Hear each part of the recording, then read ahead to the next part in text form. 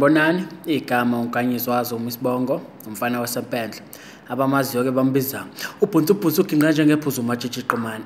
Nkunzi yami namhlanje ngikunikeza indlela ekumele uphendule ngayo la khona isithanda sakho sesicabanga ukuthi nje sikhathele wena la sisihlukana khona nawe. So ngikunikeza indlela efanele ukuthi kumele uphendule kanjani ngoba angikhathali ngisho ngathiwa into yenu inhle kanjani, ngisho ngathiwa nithengelana ochocolate, ngisho ngathiwa nithengelana imbali, ngisho lo muntu ombukayo uthi yabo lo one day ngizomshada, kuzofika khona isikhathi la khona ezothi nje kuwena kuphelile konke obekuhlanganisile mina nawe kuphelile. So wenze njani ke mangabe esesho njalo lo muntu ubumthanda ngayo yonke inhliziyo yakho but usekutshela ukuthi kuphelile? So ke kunendlela efanele ukuthi uphendula kanjani. Sonke siyazi ukuthi ukuhlukana nomuntu omthandayo akuyona into emnandi, akuyona into ehlala kahle enhlizweni, iyawuphula umphefumulo leyo nto. So mangabe esekutshela lawo mazwi ukuthi ngikhathele wena, kuyaye kube nzima ngempela mfethu. So nayike into ozoyenza, isikhathi esiningi uzohlukana nawe efonini, mhlawumbe uzokubhalela imessage uWhatsApp akutshela ukuthi hayi kuphelile. Abanye bambalwa kodwa abazokutshela nje emehlweni ukuthi yazini mfethu kuphelile, mina nawe bekuhlanganisile kuphelile. But abaningi ngiyazi uzokubhalela kuWhatsApp akutshela ukuthi kuphelile. So umphendula kanjani? Lalela ke nangoko useyakubhalela uthini kwena, uthi obekuhlanganisile kuphelile, it's over. Indlela ekumele ureact ngayo mfethu, angifuni ureact uthi hayi vele nami bengasakufuni, vele wena uyisifefifofu, yabo nje usuyayithoka ingane usureacta emotionally. Angifuni wenze njalo.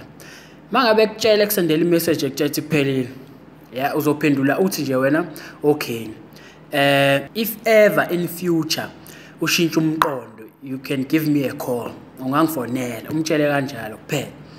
Ungabuza ukuthi why sihlukana, angithi lo muntu uyakuphoxa kahlahle, uyakudumaza, uyakutshela ukuthi obekuhlanganisile nawe kuphelile.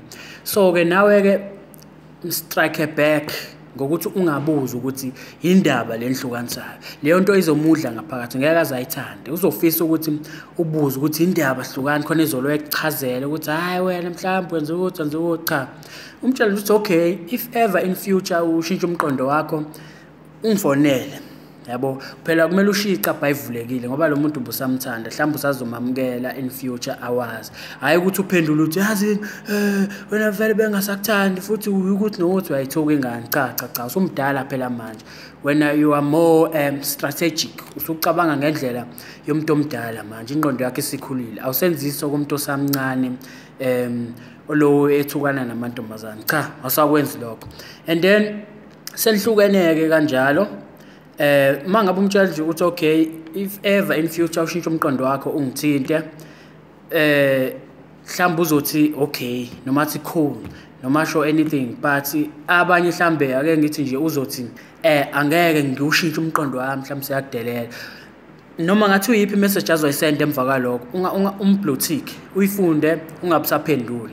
Wena ugcine nje lapho uthi okay, if ever ushintsha umqondo wakho in future ungifonele noma ungiWhatsApp, ushiye nje kanjalo, kube nje ugcina lapho ukukhuluma naye. And then ungabi ke futhi ake sithi seliyaphela isonto, ungabe ushintsha umqondo phela usubuyela kuyena usuyamtshela ukuthi yazi ngisakuthanda mina kasho kacembe. Cha, phela umuntu mangabe ethi sekuphelile kusho ukuthi akasayifuni into ehlanganise nawe. So nawe ke mnikeze ifavor enhle ukuthi nje upretend as if ufile the time ekutshela nje usiphelile, ufile ushonile lo muntu, ufile nje empilweni yakho, ufile, ungabe usamthinta ngandlela thize.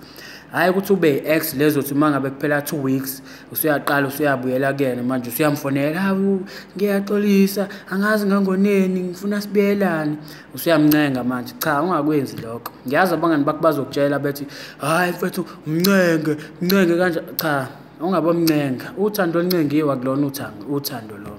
Mangabe ehamba umuntu umdedele ahambe, and then futhi ungabe usulophindela phela ku Instagram wakhe manje usiyamcheck ukuthi wenzani, usiya ku WhatsApp manje usiyamcheck, cha wena ufile nje lo muntu empilweni yakhe akasekho empilweni yakho. So nje mfethu ngithenze njalo ilula kanjalo lento. Ngiyazi kona ukuthi mangabe nisaqala usaphoxekile akukho lula ngaleyo ndlela, but isikhathi njengoba sihamba futhi into ebalekile kumele uyenze kumele ukwamukele ukuthi uyakushiya. Mawukuthi mhlambe ufuna ukukhala shona endlini yakho ufike uvale isicapha kahle ukhale zonke inyembezi usikhihle nje ungasabi. Hayi phela usuzolo ukhala phambi kwabantu abantu belo bekuzwela la usulo udabukisa phambi kwabantu cha ungayenzi leyo. Usuzolokhu uhlinake manje phambi kwabantu abantu bakukholimisa uhlinile manje cha wena iye endaweni private ukhale makuthi akhala wenze noma uthanda ushaya indonga kukuwena but wenze sure ukuthi abantu abakuboni. Ungalinge nje wenza iphutha lokuthi usubuyela kuyena. Ushonile nje ufile empilweni yakho akasekho empilweni yakho. Uzobona mhlambe emva kwesikhathi wena uzobe sebuya futhi mhlambe esethi ukuthi hayi wenza iphutha kanje ngoba phela la ngaphandle akudlalwa ngempela kunzima. Yabo ukuthola umuntu angisho ukuthola mhlawumbe umuntu ozokwenza ucansi naye. Ngikhuluma mina ngomuntu ozothi mawuhleli naye uze ukuthi cha ngihleli nomuntu la uxoxe kube mnandi enjoy, hayi sex partner umuntu ukuthi nje nizohlangana mangabe nenza ucansi kuphela. Mangabe niqeda nje ufisa ukumxoxa ukuthi yazi nihamba la yabo nje hayi umuntu onjalo.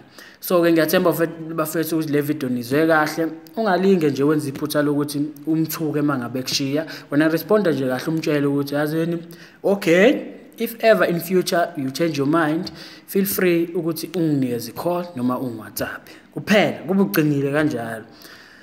Ngiyabonga ke bafethu kusho mina ubhuntsubhuntsu uginqa nje ngephuzu umatshitshi iqomani ngisho njalo nje ngithi nje phela nawe phela enza ijustice ukuthi usubscribe kwi-channel yami noma like le video ukuze mina nawe silo siqhubeka sifundisana sinyuka siya phezulu. Ngiyabonga ke bafethu.